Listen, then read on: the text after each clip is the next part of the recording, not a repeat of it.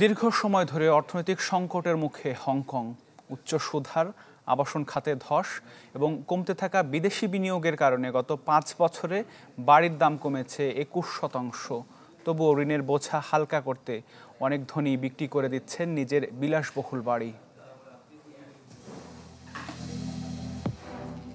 বেশ কয়েক বছর ধরে অর্থনৈতিক অস্থিরতা দ্বীপরাষ্ট্র হংকংয়ে। মন্দায় ডুবে থাকা দেশটিতে ঋণের বোঝা চেপেছে অনেক ধনকুবেরের ঘাড়ে।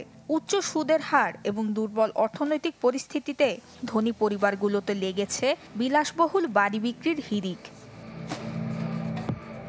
মহামারীর 5 বছর পরেও দেশটিতে দীর্ঘ সময়ের নিষেধাজ্ঞায় ধস নামে পর্যটন ও সেবা খাতে। মার্কিন ডলারের সাথে হংকং ডলারের মান যোগ থাকার কারণে ফেডারেল রিজার্ভ সুদের হার বৃদ্ধিতে দেশটিতে বেড়ে যায় সুদের হার। আর আবাসন খাতে প্রয়োজনের অতিরিক্ত সরবরাহের বিপরীতে ক্রেতা সংকট থাকায় সম্পদের দাম কমেছে 30 থেকে 50% পর্যন্ত।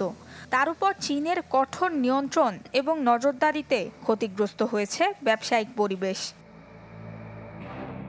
দুই অঞ্চলের ব্যবসা বেশ গভীরভাবে সম্পর্কিত হওয়ায় চীনের অর্থনীতির মন্থর গতি প্রভাব ফেলেছে হংকংয়ের অর্থনীতিতেও। কমেছে বিদেশি বিনিয়োগ, দেশটি থেকে ব্যবসার পাট চুকিয়েছে বহু আন্তর্জাতিক প্রতিষ্ঠান। এমন বাস্তবতায় হংকংয়ে 2021 সাল থেকে এখন পর্যন্ত বাড়ির দাম কমেছে 21%। বন্ধকি ঋণের বকেয়ার তুলনায় কমে গেছে সম্পদের মূল্য। নুসরাত মৌমি, চ্যানেল 24।